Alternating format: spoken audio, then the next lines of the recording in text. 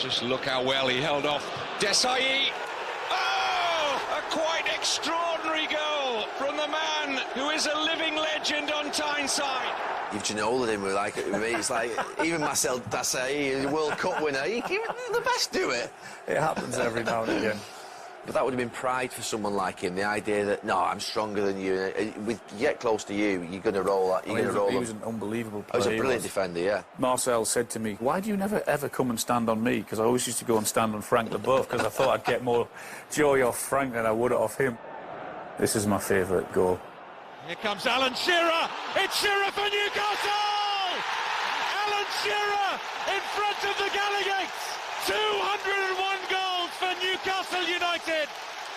He is Newcastle's record goal scorer. He is the local hero. Jackie Milburn was one of my dad's heroes, so to break the record that it stood for that long, at the end I used to stand as a kid, let's talk about the hairs on the back of your neck standing up. But even your celebration's more emotional there. You're giving it a lot more. Just relief, I think. Yeah. Just relief. What a feeling. Just incredible. 10 unbelievable years. There's obviously one question you've probably been asked more than any other in your... I know, I know the answer. Do you ever regret that decision to basically turn down Manchester United, which you would have won 6, 7 titles, to go to Newcastle? No, I don't. I would do exactly the same again. I mean, what I've got at Newcastle, my club, I stood on the terraces as a boy. I went back as the world's most expensive player. I wore the number 9 shirt. I've got the record goal scorer. I've got a statue outside. I know I would have won more trophies. I know I would have. But the 10 years that I had and the goals that I scored and what I've got at Newcastle, I don't regret it one bit.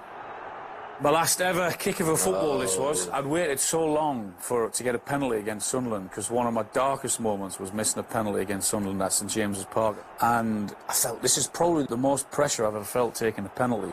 What a big moment this is, in terms of the game, in terms of Alan Shearer.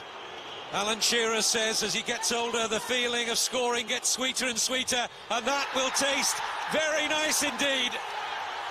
In his last Weir Tyne derby, Alan Shearer has put Newcastle United in front. As it turns out, it was my last ever touch of a football because... But you got sub straight after this, I got injured. I think it was Julio Arca had done me with a tackle. Knee was gone and that was me retired, so if you believe in fate, then that was probably meant to be. Not a bad finish.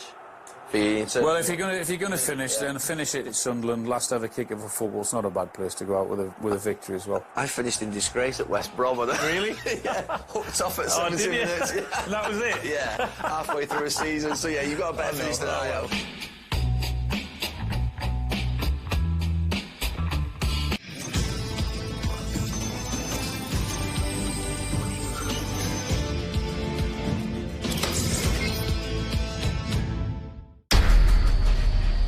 حصريا على بي سبورتس 2.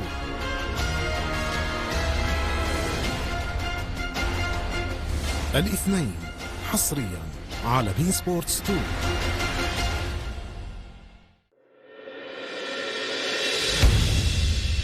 الدوري الإسباني.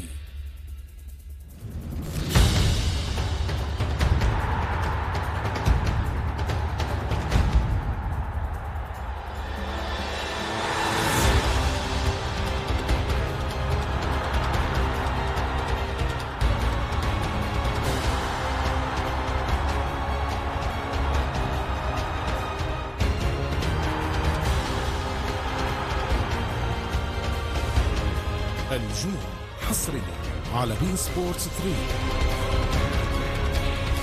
السبت حصريا على قنوات بي سبورتس. الأحد حصريا على بي سبورتس 3.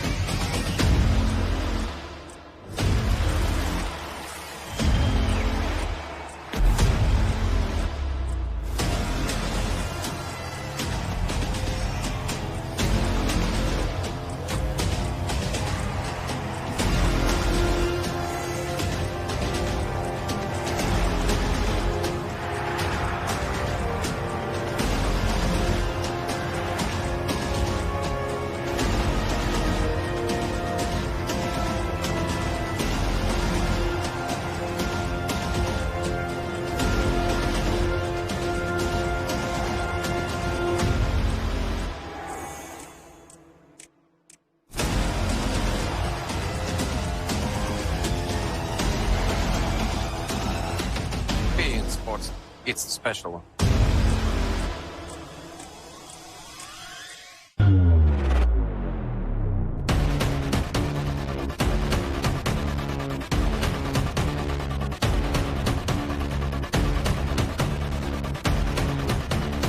شيكاغو ستشهد الحدث، حيث سيجتمع كل النجوم في تحدي استثنائي في ليلة العمالقة. مباراة كل النجوم الاثنين حصري على بي سبورتس 1.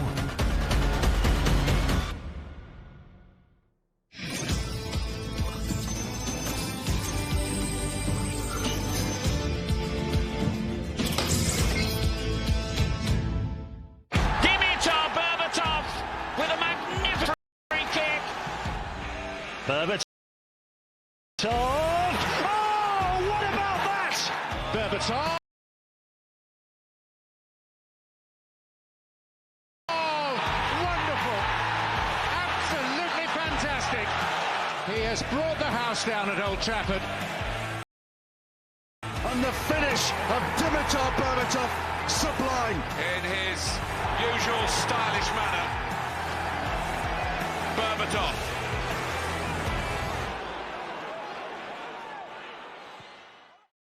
You had 2 years at Spurs from 2006 to 2008. What was it that attracted you to the club?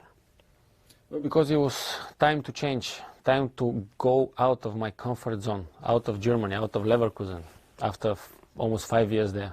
Just felt it, just intuition that I needed time to change. I don't know where I was going. I was making my research before there, but of course, not much than that. The moment I saw Martinho in his chair, like this, my first meeting, I thought that everything would be all right. Honestly, I just knew that I would have a connection with this guy. I have needed a couple of games to get used to just the speed of the game here, but other than that, I was in my home straight away. That's terrific play. It's Berbatov. And still, wonderful skill from Berbatov. What a goal! Oh, it's absolutely brilliant! What a stunner! Berbatov takes it past El Karkouri, and he's beaten him for pace. Berbatov's in here! September 2008, you left Tottenham for Manchester United. What was your motivation for going to Old Trafford? My motivation was to develop myself, to continue developing myself, and this, as I said before, this was my peak. This is my top. This is my the achievement that I was fighting for all my life, to reach the best club in the world, and there was no point denying it. When they came for me, it was a painful decision to take because I had great years in Spurs. They helped me a lot to show what I can do. But when you follow your own path, you need to take difficult decisions sometimes. How did it feel to join Manchester United? Well, even if I didn't show it, I was the happiest man alive, probably, because I didn't want to show so much emotion in front of people, but when I was home, or when I was in my room after I signed the contract, it was late at night, I was tired emotionally, but believe me, I was more than happy.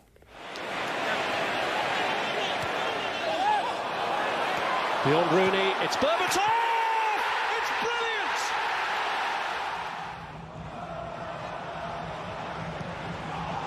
Berbatov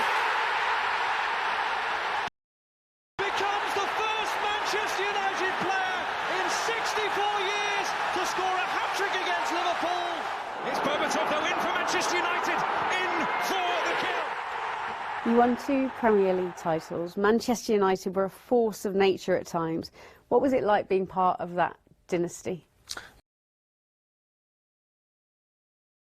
Again, unbelievable. I told you that when you go there in the room full of champions, and that is your environment every day, you have no options. You become a champion. If you want, you become one.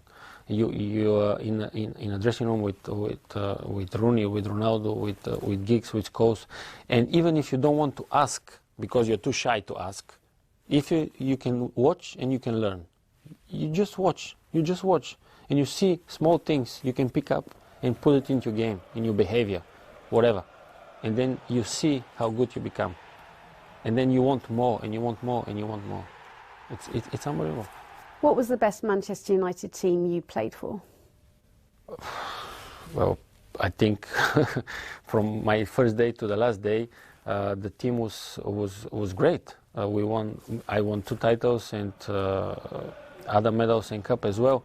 But every moment in the training pitch, in the games, was special because you are playing for Manchester United. And I never forget. I always tell young boys back home, because they ask me, how did you go there? What did you do? And I explain you the normal thing that you work hard. When I'm telling them, listen, work hard, suffer maybe a little bit, but you're going to prosper in the long run. And then when you walk through the tunnel of Old Trafford, I'll never forget how the announcer was telling, please welcome the champions of Europe, the champions of England, and the champions of, what was the other one? England, Europe, and the world, because we are world champions, club world champions, all these things, and you get goosebumps. And you go out there and you want to destroy the other team. It was unbelievable. How do the present Manchester City and Liverpool teams compare with the Manchester United of that era? No, it's different times now. Football is different. Players are different. Probably managers are different. And I must admit that Liverpool is far ahead now with Liverpool and City, actually. The 2 teams that are in control of how football should be played at the moment. It's painful to say it, but it's true. If they continue on this road of developing football and the teams, they will be unstoppable. And they fully deserve to be there at the moment. And United needs to hurry up and catch them as much as possible, soon.